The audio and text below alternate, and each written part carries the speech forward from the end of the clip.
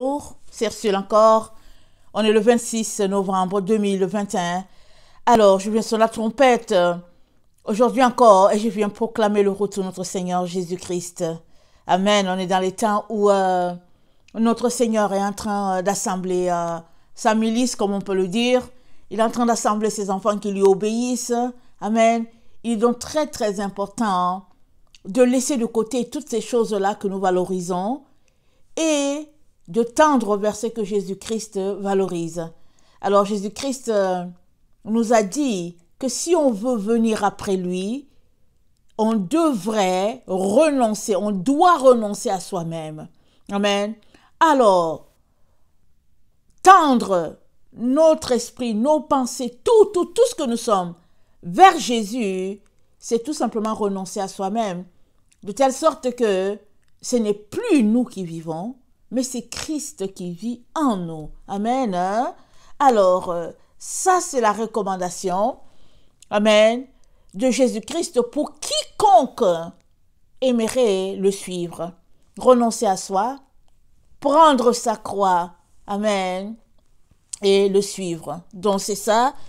Et on ne dira pas ça assez, parce que on peut renoncer à soi aujourd'hui, et puis demain, tout simplement dire non, je veux y aller par moi-même, par ma chair et tout. Et c'est une vie de renoncement 24 heures sur 24. Amen. 7 jours sur 7. Alors, 365 jours sur 365. Amen. Alors, je viens vraiment nous encourager à cela. Alors, aujourd'hui, je viens de parler de Jésus-Christ viendra par la porte de l'Est. Amen.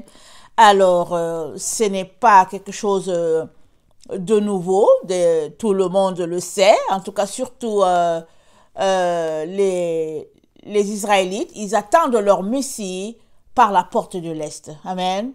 Mais qu'est-ce que cela veut dire spirituellement? Amen. Nous savons que Dieu ne parle pas au hasard. Quand il parle, c'est pour dire quelque chose. Quand il fait quelque chose, ça a un sens. Amen. Alors, comme le tabernacle, il avait dit à Israël, c'est selon le modèle du ciel. Et ça avait un sens. Chaque cérémonie était en référence à quelque chose du ciel. Chaque objet était en référence à quelque chose du ciel. Et là, par la bouche de son prophète Ézéchiel, il nous dit que le Messie entrera par la porte de l'Est. Et quand on regarde le temple, il y a eu deux temples, il y a eu la construction de deux temples. Alors, le temple qui est là actuellement, amen, c'est identifié. Et la porte de l'Est, c'est elle qui a deux ouvertures, mais ils l'ont fermée, n'est-ce pas? Les musulmans l'ont fermée parce qu'ils ont appris que le Messie viendrait par la porte de l'Est. Ils l'ont fermée en se disant que, en tout cas, on va l'empêcher de venir par là. Mais au fait, ils ne savent pas que le Messie, c'est Dieu. Amen. Alors, la porte peut être fermée. Jésus-Christ, il va venir, n'est-ce pas? On le sait tous. Même les anges passent à travers les murs. Ça ne bloque pas. Ça ne bloque pas la présence de Dieu. Alors, les musulmans ont beau fermer cela, se disant que on va l'empêcher de venir, c'est notre lieu maintenant, parce qu'il prie, et quand il prie, je pense la porte de là où ils sont, à cette mosquée-là, on peut facilement voir la porte de l'Est. Amen. Alors c'est dit aussi que sur le mont Olivier, amen, quand tu es sur le mont Olivier, tu vois très bien cette porte-là. Il paraît que pour avoir une vue de cette porte-là, il faudrait se tenir sur le mont des Oliviers. Amen. Alors, qu'est-ce qui me fait dire que il y a un autre sens, amen, à cette cérémonie-là, tout ce qui se passait à la porte de l'Est? Qu'est-ce qui me dit qu'il y a un sens? C'est parce que Dieu ne peut pas exclure la terre entière. Dieu ne peut pas dire, ok, chez vous, il n'y a pas de porte de l'Est, je ne viendrai pas. Je veux venir par la porte de l'Est à Jérusalem, et puis etc. Dieu ne peut pas exclure les gens. Surtout que Jésus-Christ est mort pour toute l'humanité. C'est ça qui me montre que la porte de l'Est, ça veut dire autre chose. Dieu est en train de nous dire autre chose. Amen. Et je veux donc qu'on regarde Ézéchiel 44. Et on va voir ce que le Seigneur a pour nous. Ézéchiel 44, le verset 1 à 3. Je vais lire là. Et je vais apporter d'autres partages par rapport à d'autres passages. Et puis, aller ensemble regarder qu'est-ce que Dieu est en train de nous dire, au fait, dans le fond. Alors, Ézéchiel, c'est lui, il a prophétisé à 600, je pense, avant que Jésus-Christ vienne sur la terre. Amen. Et c'est dit, il me ramena à la porte extérieure du sanctuaire. Amen. Ézéchiel 44. Du côté de l'Orient. L'Orient, c'est l'Est. Mais elle était fermée. Et l'Éternel me dit, cette porte sera fermée. Elle ne s'ouvrira point, et ne personne n'y passera, car l'Éternel, le Dieu d'Israël, est entré par là. Elle restera fermée. Pour ce qui concerne le prince pourra s'y asseoir pour manger le pain devant l'Éternel. Il entrera par le chemin du vestibule de la porte et il sortira par le même chemin. Amen et amen. Alors, le prince ici, il s'agit, amen, de notre Seigneur Jésus. Amen. Et ça dit que pour ce qui est du prince, il pourra s'y asseoir, il mangera devant l'Éternel, il entrera, il sortira par cette même porte. Mais il dit que ça restera fermé. Ézéchiel l'a dit. Et quand Jésus-Christ est venu, amen, avec ses disciples, le jour où il y a eu le rameau, là où il est entré à Jérusalem, où les gens ont mis des palmes de rameau au sol, il est entré par cette porte-là. Ils ont dit, béni soit celui qui vient au nom du Seigneur. Et Jésus-Christ lui-même a déclaré que cette porte sera fermée. Allons-y, regardez dans Matthieu 23, je pense. Il a dit quelque chose. Il a dit, le verset 37, « Jérusalem, Jérusalem, qui tue les prophètes et qui lapide ceux qui te sont envoyés. Combien de fois ai-je voulu rassembler tes enfants comme une poule rassemble ses poussins sous ses ailes, et vous ne l'avez pas voulu. Voici votre maison vous sera laissée déserte. Car je vous le dis, vous ne me verrez plus désormais, jusqu'à ce que vous disiez, béni soit celui qui vient au nom du Seigneur. » Amen. Alors vient un temps où Israël dira, béni soit celui qui vient au nom du Seigneur, et Jésus-Christ dit, vous me verrez à nouveau. Amen. Et à ce moment-là, ça correspondra à Ézéchiel 44, le verset 3, où il dit, pour ce qui concerne le prince pourra s'y asseoir pour manger le pain devant l'Éternel, et il entrera par le chemin du vestibule de la porte, et il sortira par le même chemin. Amen. Alors, l'histoire dit que, de ce côté-là, Israël a donné le cimetière des étrangers. Amen. Et nous savons que personne n'aime passer par les cimetières, n'est-ce pas? Les gens ont peur, si bien qu'ils se disent, ok, on va mettre les morts là et personne ne pourra passer. Alors, ça a été fermé en 1530 par un sultan, ou bien en tout cas lors de la conquête des musulmans. Ils l'ont fermé parce qu'ils lisent, ils lisent les écrits, et les écrits leur ont dit non, au fait, le Messie va passer par là. Alors ils ont dit, ok, on va fermer ça, on va voir comment il va passer par là. Amen. Pour vraiment réaliser que c'est des êtres humains qui ne comprennent pas que Dieu est transcendant. Dieu passe partout, et puis bon, il n'y a rien qui le retient. Amen. Alors, donc, voilà un peu. Le Messie va encore passer par la porte de l'Est. Mais qu'est-ce que l'Est, ça veut dire? Amen. On va regarder ce que j'ai préparé. Alors, je ne sais plus, je n'ai pas noté. Amen. Je suis aussi allée sur Wikipédia. Alors, rappelez-vous, dans mes vidéos, je ne sais pas, peut-être 5-6 vidéos où j'ai partagé le fait que, soit en 2017, soit en 2018, amen, ça faisait pas longtemps que j'étais en ligne, où le Seigneur m'a dit qu'il était très important que nous retournions à l'Est. Alors il m'a dit, il faut retourner à l'Est. Alors moi je me suis dit, mais l'Est c'est quoi? C'est quoi l'Est? Là où je suis, là, c'est quoi l'Est? Et puis qu'est-ce que ça veut dire? Souvent on entend une parole, on se dit, mais ça veut dire quoi? On comprend rien. Alors, je pense que c'est encore le Seigneur. Donc, je suis allée taper Est par rapport à l'église. Amen. J'ai tapé Est, je sais que je l'ai tapé en anglais. Et là, tout de suite, j'ai eu l'information que l'Est, amen, dans le domaine du christianisme, l'Est renvoie à l'église d'origine, alors que l'Ouest renvoie à l'église romaine. Amen. L'Est, c'est là que tout est parti. Amen. Jésus-Christ est mort, il est venu, il est mort, il est ressuscité, il a enseigné ses disciples, il est parti. Amen. Et il leur a confié la mission d'évangéliser le monde. Et c'est sûr qu'Israël est à l'Est, n'est-ce pas, en partant. Mais à la base, il y avait déjà, amen, cette religion-là, prônée par les pharisiens, les sadduciens. Il y avait ces deux sectes-là qui se faisaient déjà des problèmes. Et puis, qui n'avaient pas reconnu le Fils de Dieu.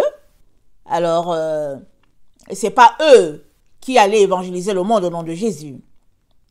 Et les apôtres ont continué d'aller à la synagogue le samedi, jusqu'à ce qu'ils puissent mettre en place une structure pour la future génération que nous sommes. Amen. Nous sommes au 21e siècle, mais écoutez, ils étaient au 1er siècle et puis ils ont eu à mettre en place les églises de Dieu. Amen.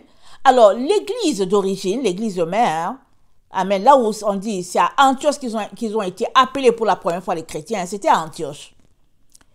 Mais quand on lit les écrits, amen, surtout sur Wikipédia, quand on nous raconte l'histoire de l'église, on sait, je sais aussi que c'est dans Actes, je ne sais plus dans quelle partie, dans Actes, Jacques, qui était le demi-frère de Jésus-Christ, il était évêque à Jérusalem. L'apôtre Jean, celui qui a écrit l'Apocalypse, il était évêque en Turquie, disons-le comme ça, dans cette partie-là, parce que le nom, voilà, je pense que c'était à Antioche, en Turquie. Et Pierre, il était évêque à Rome. Mais ils n'étaient pas établis là-bas, ils allaient et ils venaient. Mais ces trois-là ont travaillé de manière à mettre en place la structure de l'Église. Alors, donc, à la porte de l'Est, maintenant, si on regarde de façon pratique, amen, c'est dit que, je vais lire mes écrits, donc, si tu es sur le mont des Oliviers, tu peux voir la porte de l'Est, tu peux la bien voir, elle est pas cachée, et Jésus entrait par là, on le dit, on vient de le dire, et il a dit que Jérusalem ne le verrait plus, et on a lu qu'il rentrerait encore par là, tel que prophétisé par Ézéchiel. Et les apôtres, ce qu'ils ont fait, amen, ils ont établi la base des choses pour envoyer. Alors, quand on parle de l'église de l'Est, on parle du culte, de la liturgie qui est là-bas, parce que c'est ça la base, en fait, c'est ça notre base. Alors, dans leur liturgie, amen, nous avons, comment on appelle ça? C'est que Dieu a fait à travers les mains des apôtres, amen.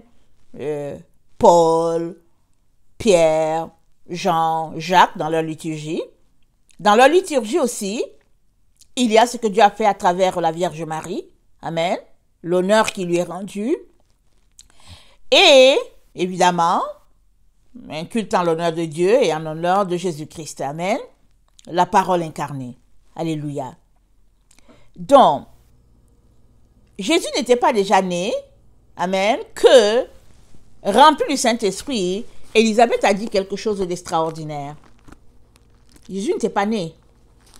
par là, Dieu lui montrait que, ou bien Dieu montrait à Marie qu'effectivement, l'enfant était déjà dans son sein.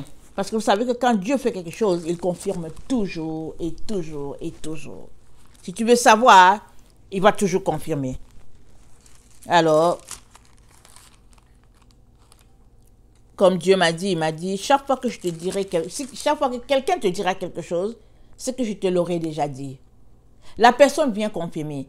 Si quelqu'un vient te dire quelque chose que je ne te l'ai pas dit avant, hein, non, ne prends pas ça. Viens me voir. De toutes les manières, la personne qui vient, elle vient confirmer. Tu viens toujours me voir. Mais il n'y a personne qui va venir te donner une parole avant que je te l'ai dit, qui est comme le point de départ. Parce que tu es mon enfant, tu es ma servante. Amen. Alors, la personne qui vient, elle confirme. Alors, Marie, donc, qui est la servante de Dieu, elle avait déjà reçu la parole de l'ange. Elle n'a parlé à personne. Elle s'est levée, elle est juste partie voir sa cousine Élisabeth sur la montagne. Et dans Luc 1, le verset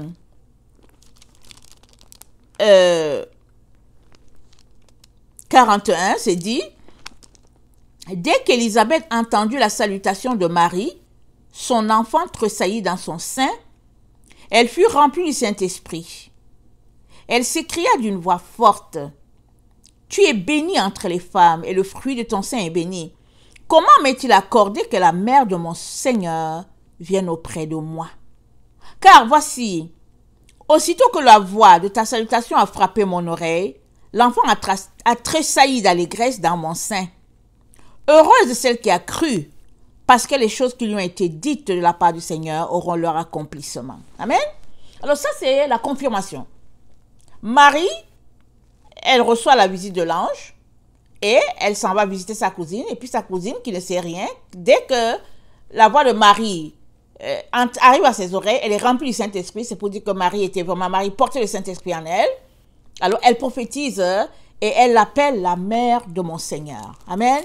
Donc par rapport à toutes ces évidences-là, la porte de l'Est donc, amen, quand Jésus était parti et que les apôtres étaient en train de mettre les choses en place, la porte de l'Est par laquelle Jésus-Christ était passé, ils l'ont baptisé ça, la porte de l'Immaculée Conception.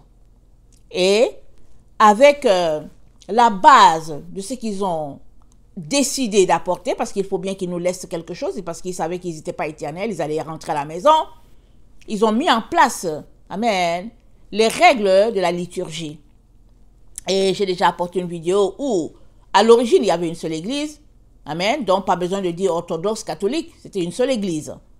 Et après, il y a eu des problèmes entre eux, et, excusez, je ne suis pas retournée chercher le fond du problème, mais je sais que les catholiques, amen, sont partis se rattacher aux Romains. On les a donc appelés Église de l'Ouest. Donc, ce qui fait que désormais, dans leur liturgie, il y avait des mélanges. Amen. Il y avait des choses qui avaient été apprises à l'origine par les pères de l'Église. Mais après aussi, ils avaient autre chose qu'ils ont ajouté. L'Église orthodoxe, quant à elle, a décidé de rester fidèle à l'enseignement des apôtres. Amen. Alors, quand Jésus-Christ dit de retourner à l'Est, il est en train de faire mention, il est en train de nous dire de retourner à l'origine, de retourner à la base. Et ça ne veut pas dire qu'il faut qu'on retourne à l'Église orthodoxe, c'est pas ça qu'il est en train de dire. Il est en train de dire d'aller à la base, d'aller voir ce qui a été établi. Amen.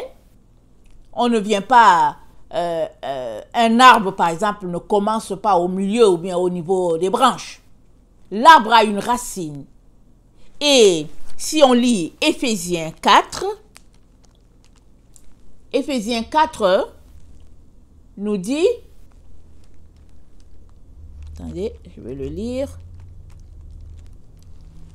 Éphésiens 4, c'est l'apôtre Paul qui dit, il dit, je vous exhorte donc moi, le prisonnier dans le Seigneur, à marcher d'une manière digne de la vocation qui vous a été adressée. En toute humilité et douceur, avec patience, vous supportant les uns les autres avec charité. vous efforçant de conserver l'unité de l'esprit par le lien de la paix. Je saute, je vais au verset 11. Et il a donné les uns comme apôtres, les autres comme prophètes, les autres comme évangélistes, les autres comme pasteurs et docteurs, pour le perfectionnement des saints, en vue de l'œuvre du ministère et de l'édification du corps de Christ, jusqu'à ce que nous soyons tous parvenus à l'unité de la foi et de la connaissance du Fils de Dieu, à l'état d'homme fait, à la mesure de la stature parfaite de Christ, afin que nous ne soyons plus des enfants flottants et emportés à tout vent de doctrine par la tromperie des hommes, par leur ruse dans les moyens de séduction. Amen. Et nous savons aussi notre Seigneur qui nous dit, toujours par la bouche de l'apôtre Paul, amen, l'apôtre Paul nous dit dans 1 Timothée 4, mais l'Esprit dit expressément que dans les derniers temps, quelques-uns abandonneront la foi pour s'attacher à des esprits séducteurs, à des doctrines de démons. Amen. Par l'hypocrisie de faux docteurs portant la marque de la flétrissure dans leur propre conscience. Donc, Paul nous dit que dans les derniers temps, il y aura les doctrines de démons. Et on le sait, c'est rempli dans nos églises. On n'a pas besoin d'apporter un enseignement dessus, on le sait. Alors, et dans ces différentes églises-là, c'est le culte de la personne. Il y a certains qui sont tellement fougueux de miracles qu'ils s'en vont chez les sirènes, chez les marabouts, pour acheter des miracles. Alors ils viennent, ils sont pasteurs, et puis leurs églises sont remplies, et ils passent le temps à distribuer les démons aux gens qui les côtoient. Il y a d'autres qui sont des églises où, paraît-il, on multiplie l'argent. Il y a d'autres encore. Il n'y a pas ce spectacle de miracles, mais quand tu entres, tu te rends compte que tu es sous le poids de certaines familles qui sont assises là dans l'église. Il n'y a pas moyen que l'Esprit de Dieu puisse circuler. C'est des êtres humains qui sont là, qui sont les barons. Ils sont assis de famille en famille, de génération, de lignée, père, père, fils, petit-fils, et puis ils sont assis là. Amen. Tout ça, c'est la doctrine de démons. Parce que Jésus-Christ n'est pas mort pour faire le culte d'une personne donnée. Il est mort afin de nous ramener à Dieu. Il est mort pour nous racheter de la malédiction de la chair. C'est pourquoi il est mort. Donc, on ne va pas à l'église pour que certaines personnes ont le poids et d'autres non. Il y a des églises, quand tu arrives, là, tu sais que tu ne peux pas parler parce qu'il y a certaines personnes qui sont là, qui sont les leaders de l'église, et puis il faut faire attention, et puis bon, voilà, etc. Et Paul appelle tout ça là des doctrines de démons. Et Paul nous dit donc, dans Ephésiens 4, il nous dit que il nous exhorte à marcher d'une manière digne de la vocation qui nous a été adressée. Et que la vocation qui nous a été adressée, il nous a été adressé de marcher dans l'amour, la paix, amen, la persévérance, de marcher dans la crainte de Dieu, amen, honorant ce Dieu-là. C'est ça qu'il nous dit. Et il nous demande d'efforcer, il nous dit de nous efforcer de conserver l'unité de l'esprit par le lien de la paix. Mais l'unité de l'esprit, c'est par rapport à qui? L'unité, c'est par rapport à qui? C'est pas par rapport aux églises, aux doctrines des églises où nous sommes.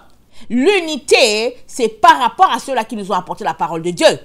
C'est-à-dire les apôtres. C'est par rapport à eux qu'on reste unis. Amen. C'est là l'unité, que l'unité se fait. Et Paul, rappelez-vous, Paul, c'est Jésus-Christ qui l'a enseigné, qui l'a saisi, lui qui persécutait l'église de Dieu. Mais quand il a pris un peu de la maturité, un peu, peut-être 3 ans, après 3 ans, il est allé rencontrer les autres pour leur tendre la main. Il leur a exposé à quoi Jésus-Christ l'a appelé. Il était appelé pour les païens. Et ils lui ont tendu la main, ils ont vu vraiment que l'Esprit de Dieu travaillait en lui et que Jésus-Christ l'a enseigné là où il était, sans pour autant qu'il ait pu voir les apôtres. Ce n'est pas les apôtres qui ont enseigné Paul, c'est Jésus-Christ lui-même qui a enseigné Paul. Amen.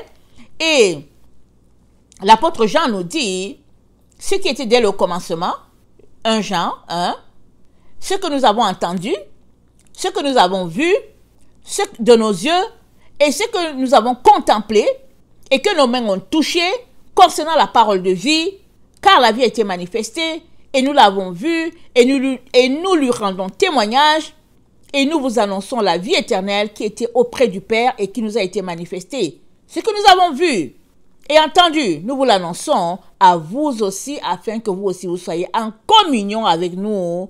Or, notre communion avec le Père et avec le Fils Jésus-Christ. Ça, c'est l'apôtre Jean qui dit ça. 1 Jean 1, le verset 1 à 3. Donc, quand Paul nous dit que il nous appelle à être unis, c'est qu'on doit être unis à eux. On n'est pas unis à une église quelconque là, et puis on est unis, et puis non. On ne peut pas être unis au diable. On doit être unis à eux. Amen. Et quand on comprend ça, on comprend quand Jésus-Christ dit il faudrait retourner à l'Est. Parce qu'il est en train de dire de retourner à la base. Et ça, ce n'est pas quelque chose de nouveau. Mais il l'a dit de façon plus spécifique pour que on puisse comprendre, puisque quand il me parlait, pour que je puisse comprendre, parce que je n'avais pas forcément fait le lien avec Malachie. Dans Malachie, il nous a dit, souvenez-vous de la loi de Moïse, mon serviteur auquel j'ai prescrit en Horeb pour tout Israël des préceptes et des ordonnances. Voici, je vous enverrai Élie, le prophète, avant le jour de l'Éternel, avant que le jour de l'Éternel arrive, ce grand jour redoutable. Il dit, il ramènera le cœur des pères à leurs enfants et le cœur des enfants à leurs pères, de peur que je ne vienne frapper le pays d'interdit. Et qui sont nos pères?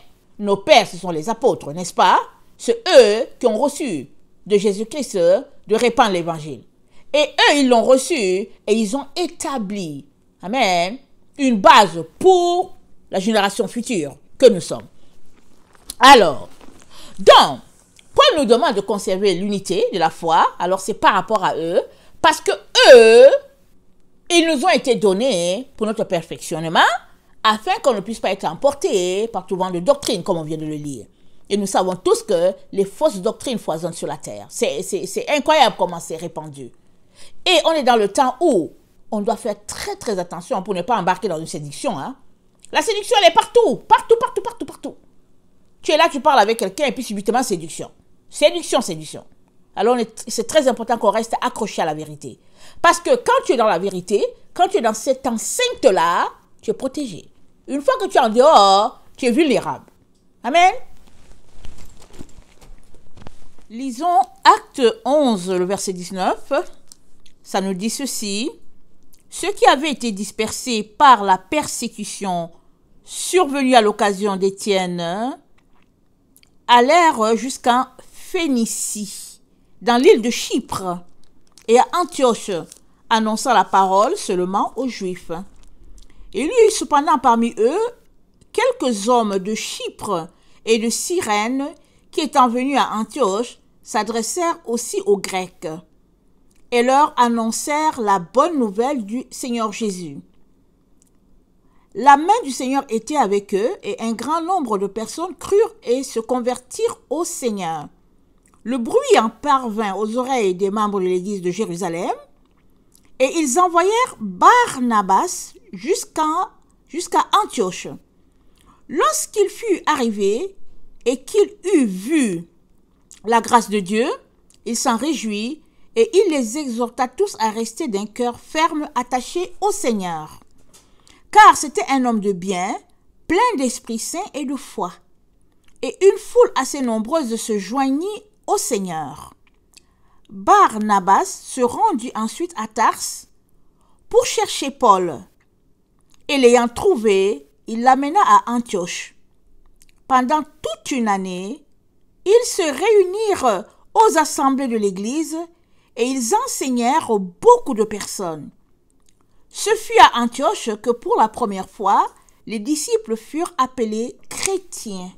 Amen. Alors ça nous dit le point de départ de l'Église. Amen. Nous savons tous que c'est pas à Antioche que l'Église est partie. L'Église est partie de Jérusalem. Amen. Parce que la première Église, si on peut le dire ainsi, c'est quand le Saint-Esprit est descendu. Amen. Et puis bon, ils parlaient en d'autres langues. Amen. Et c'est là où il y a la guérison, où Paul était avec Jean. Non, où Pierre était avec Jean. Et puis Pierre a dit, je n'ai ni argent ni or, mais au nom de Jésus, lève-toi et marche. Alors que ce monsieur-là était déjà handicapé. Et puis, il voyait Pierre et Jean tout le temps, Pierre, Jean et Jacques.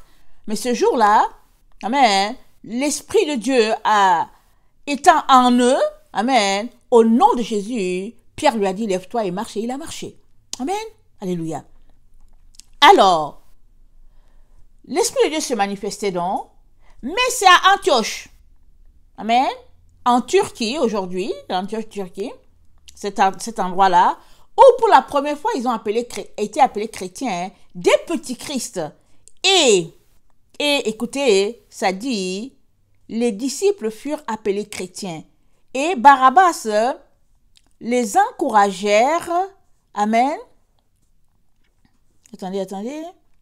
On dit, car c'était un homme de bien, plein de Saint-Esprit et de foi, et une foule assez nombreuse se joignit à eux, se joignit au Seigneur. Barabbas se rendit ensuite à Tarse pour chercher Paul, et l'ayant trouvé, il l'amena à Antioche pendant toute une année. Ils se réunirent aux assemblées de l'église et ils enseignèrent beaucoup de personnes. Amen. Et on les encourageait, on les enseignait, on les encourageait. Et le Seigneur nous dit qu'il viendra par l'Est, la porte de l'Est. Amen. Les Israélites entendent ça d'une manière littérale. Amen. Il se pourrait que ce soit ça. Mais dans toute chose, il y a l'explication spirituelle. Amen. Jésus-Christ, c'est la porte. Amen. On le sait tous.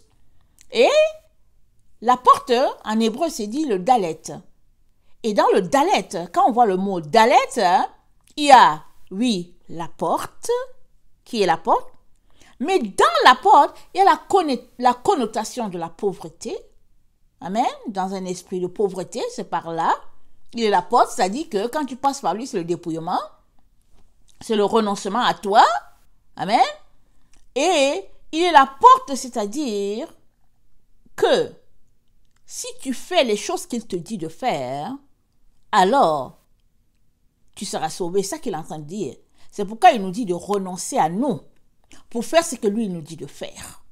Mais si on refuse de renoncer à nous, à ce que nous on pense être vrai ou je sais pas quoi, à nos valeurs, mais qu'on veut quand même passer par la porte, il nous dit, ce ne sera pas cela. Parce qu'il est la porte. En disant qu'il est la porte, ça contient tout ce que le mot porte renferme dans le sens hébraïque. C'est ça que ça veut dire. Amen.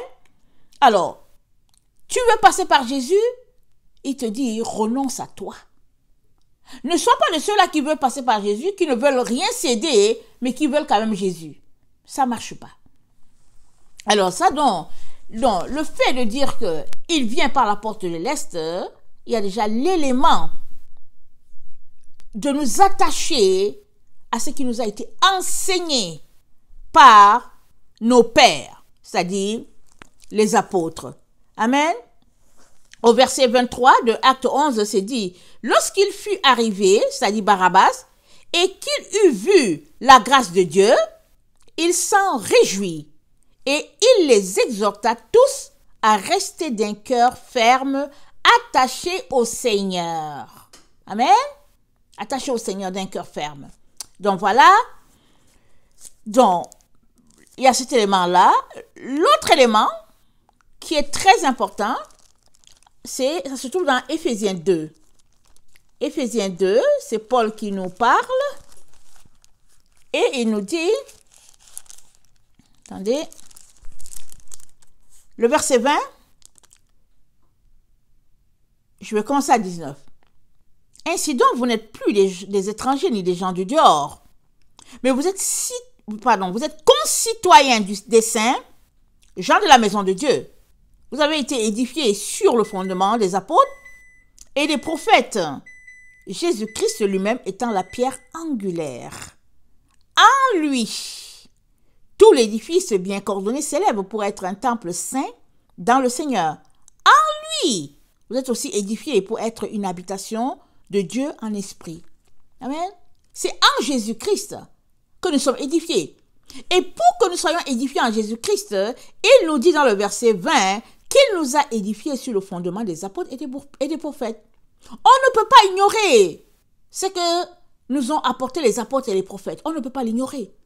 On ne peut pas se retrouver là pour dire, ben écoute, je suis l'église, je sais pas quoi, excusez que je donne un terme, je suis l'église baptiste, et puis bon voilà, nous les baptistes, bon, je n'ai rien à faire avec le Saint-Esprit, et puis bon, moi ce qui me suffit, c'est le baptême. On ne peut pas. Pourquoi? Parce que le véritable enfant de Dieu, c'est celui-là qui fait la somme de toutes les vérités révélées par telle personne. Amen. Puisque la vérité s'est dissoute à un certain moment donné. Amen. Parce que avec le temps, il y a eu les enseignements de fausses doctrines. L'apôtre Jean disait déjà qu'il y a déjà plusieurs antéchrists. Alors, les catholiques se sont mis à faire du n'importe quoi à un moment donné. Ils vendaient le salut. Et puis Martin Luther s'est levé, il a dit mais non, ça ne marche pas. Alors il a dénoncé, il allait les voir, ils ont refusé. Alors il a dénoncé ce qu'ils ont fait. Il a claqué la porte. Amen. Il est parti pour commencer quelque chose. Mais quand il a commencé, il a tout fait pour aller se rattacher à la foi des apôtres. C'est ça que Martin Luther a fait. Il est allé se rattacher à la foi des apôtres. Et quand on revoit ces têtes-là du protestantisme, Martin Luther, Calvin, Zwingli, je pense Zwingli, un Suisse, et puis même, comment on appelle ça, Wesley, amen. Quand on regarde, on va à la base, on est tout simplement étonné de ce qu'ils disent, amen, de ce qu'ils confessent, parce que ces gens-là continuent de faire leur liturgie, amen, telle que les apôtres leur avaient appris. Il y avait la liturgie envers ceux qui étaient avant, amen, ceux qui étaient avant. On convient qu'au 4e, 3e siècle, les apôtres n'étaient plus là, les apôtres d'origine, mais ils ont passé le flambeau, comme je sais par exemple que Jean avait comme disciple, il avait formé quelqu'un, je pense que c'était Polycarpe, et puis Polycarpe a passé vraiment à la lettre ce que l'apôtre Jean lui a appris, amen, et puis Polycarpe était évêque à Antioche, amen, et, en Turquie. Alors, donc, ces barons-là, du protestantisme ou quoi, si tu entends les propos, si vous entendez les propos qu'ils ont dit, amen, à la base de leur liturgie, on est étonné, on s'est dit, mais qu'est-ce qui se passe? À quelque part, on a perdu, amen, des éléments importants, et il serait intéressant de remettre ces éléments-là perdus dans notre temps de prière. Amen. Pourquoi? Parce que on n'est pas tombé d'un arbre. On est venu, amen, c'est-à-dire, on existe, si on peut le dire ainsi, en tant qu'enfant de Dieu, bien sûr, on existe sur la foi des apôtres et des prophètes, comme on vient de dire. Amen. Alors, attendez, est-ce que j'ai noté quelque part? Oui, par exemple, qu'est-ce que je peux dire? Oh là là, je pense que c'est un peu lointain. Je ne peux pas les citer. Excusez-moi, je ne peux pas les citer maintenant. Peut-être que je vais faire une autre vidéo pour les citer. Alors, ces gens-là qui ont établi le protestantisme, amen, ils ont tout fait pour retourner à la base apportée par les apôtres. Parce que à l'église catholique romaine, il y avait un égarement. Et on comprend que quand on se met à vendre le salut pour dire, bon, à tel montant tu iras au ciel, à tel montant tu iras au purgatoire, et que finalement, il y avait un désordre notoire, c'est sûr et certain que ça ne marchait pas, n'est-ce pas? Alors Martin Luther est venu rétablir les choses, mais il n'a pas enlevé la liturgie, par exemple, vis-à-vis de la Vierge Marie. Et puis, ces gens-là, amen, ils ont appris à leurs membres ou bien aux adeptes, ils leur ont appris que la Vierge Marie, c'était l'Immaculée Conception. Ils leur ont appris cela. Pourquoi? Parce qu'il y avait des tests. Il y avait l'évidence qui était là. Il y avait des tests qui rapportaient par exemple, j'ai lu, amen, je pense, est-ce que c'est le concile, voilà. Le concile de 550, amen, je suis allée lire ça sur Wikipédia, bien sûr. Et je suis allée lire que quand ils se sont réunis, amen, évidemment, Martin Luther, c'était pas en leur temps, amen, mais il y avait d'autres qui étaient avant eux. Ils se sont réunis, ils ont dit, on n'est pas éternel, on va mourir. D'ici là que Jésus vienne, on va mourir. Mais il serait important qu'on laisse sur écrit, amen, à la génération future, la base d'un bon culte, d'une bonne liturgie. Pourquoi? Parce qu'il y a maintenant plusieurs faux enseignements sur la terre. Et ça, c'était à leur concile de 550. Et c'est là-bas qu'ils avaient établi plein d'éléments. Amen. Ce n'était pas le premier concile de cet ordre, mais je pense qu'en ce temps, l'Église était déjà, les orthodoxes étaient déjà à part, les catholiques étaient déjà à part, et puis il y avait vraiment un désordre notoire.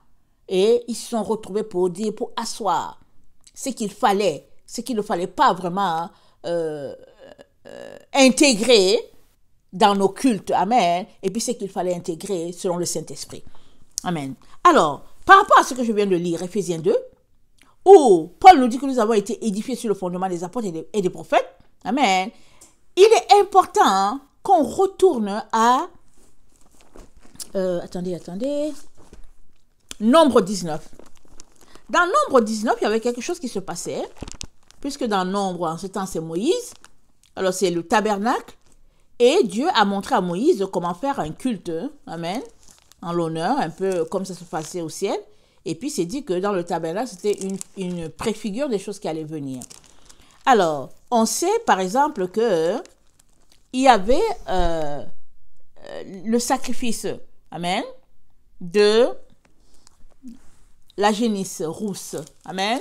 Il n'y a pas longtemps, peut-être en 2017, on a entendu, ils ont dit qu'ils ont trouvé la génisse rousse, parfaite pour le sacrifice et tout ça. Cette génisse-là, on la brûlait, on l'offrait en sacrifice et on prélevait la cendre et on aspergeait ça aux gens. On aspergeait ça pour la purification. Et même s'il y avait un cas de mort ou bien des choses comme ça, on aspergeait la personne et puis c'était quelque chose qui était pur. Amen. À cause de cette génisse rousse-là qui n'avait pas de tache, qui était sans péché. Amen. Et quand le Seigneur dit par la bouche d'Ézéchiel qui va revenir par la porte de l'Est, il est aussi en train de parler de cet élément-là, de purification pour nous, ses enfants. Parce que nous sommes appelés à être saints, sans tache ni ride pour notre Seigneur, c'est ça qui est dit. Et dans Malachie, Jésus-Christ nous dit que quand le messager de la fin va venir, il dit il va venir épurer, il va les purifier comme l'or et l'argent. Alors, à l'Est, amen, c'est dit que quand le sacrificateur se tenait là-bas pour faire le sacrifice, amen, il se tenait du côté du mont d'Olive ou bien mont Olivier, non, le mont d'Olive, voilà, c'est ça, la montagne d'Olivier, excusez-moi le terme, il se tenait du côté de la montagne d'Olivier et, écoutez bien, il s'assurait que il regardait l'autel où se brûlait, où il y avait le sacrifice de la génisse rousse. C'est ça qui se passait. Il se tenait et il s'assurait qu'il regardait l'autel et il faisait son offrande là. Amen. Pour vous dire combien c'est important. Et l'autel se trouvait à l'est. Ça se trouvait à l'est, à la porte de l'est. C'est là que ça se trouvait. Deuxième élément que je viens d'énumérer. Troisième élément, c'est dit que quand la gloire de l'Éternel se manifestait, la gloire Shekinah, la présence étanche de Dieu, amen, quand ça se manifestait par la porte de l'Est. C'est là que ça se manifestait. Et on savait que c'était l'Esprit de Dieu. Si bien que les apôtres, quand ils se sont retrouvés, amen, ils ont établi, ils ont mis, comment on appelle ça là? Ils ont vu que telle parole se réalisait, telle parole se réalisait, telle parole, parce que jusqu'à ce que Jésus meure, il y a beaucoup de choses qu'ils ne comprenaient pas. Ils ont fini par comprendre que oui, il fallait que le Christ souffrit et tout. Même quand Jésus leur disait qu'il allait ressusciter, ils ne comprenaient pas. Mais quand Jésus est mort et qu'il est ressuscité, là, ils ont compris et Jésus leur a décortiqué aussi les Écritures. Amen. Et ils ont compris que la gloire Shekinah qui venait de l'Est, ça avait un sens profond. Si bien que à cette porte-là, ils ont attribué, amen, l'Immaculée Conception. Ils ont dédié cette porte-là comme pour Marie. Ils l'ont dédié. Parce que c'est par le Saint-Esprit qu'elle est devenue enceinte, on le sait tous. Et ça, c'est pas par son mérite, c'est tout simplement Dieu qui l'a voulu. Et Dieu n'a jamais dit qu'il fallait adorer Marie.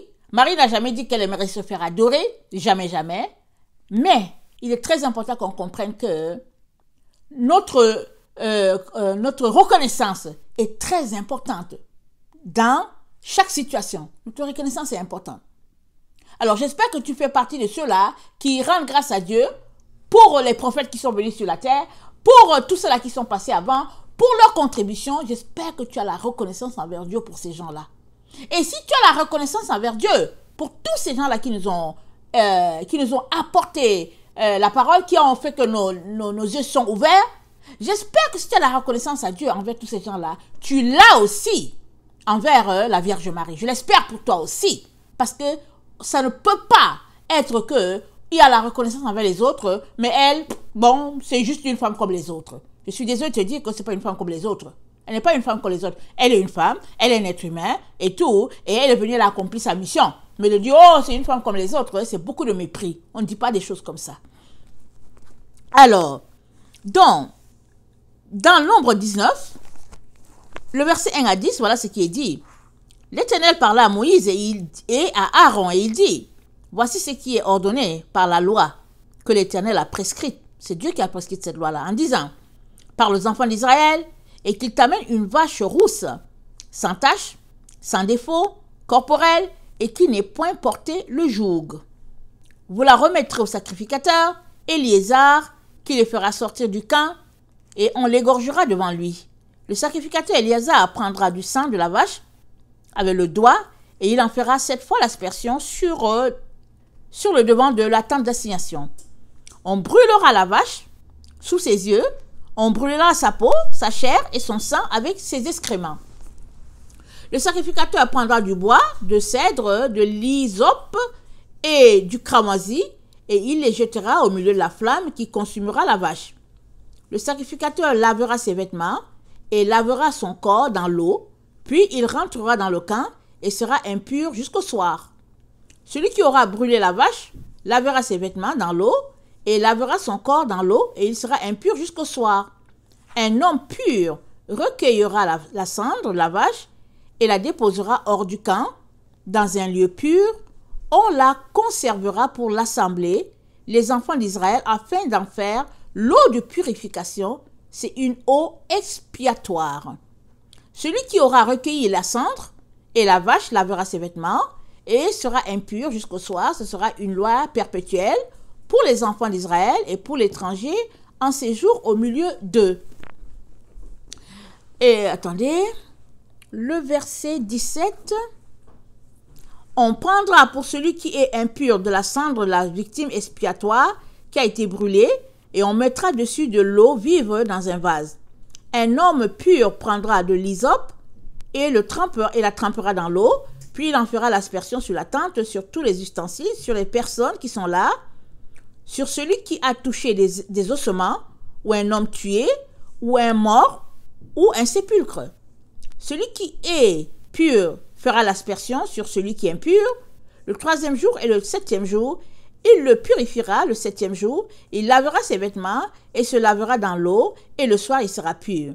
Un homme qui sera impur et qui ne se purifiera pas sera retranché du milieu de l'assemblée, car il a souillé le sanctuaire de l'Éternel, comme l'eau de purification n'a pas été répandue sur lui, il est impur.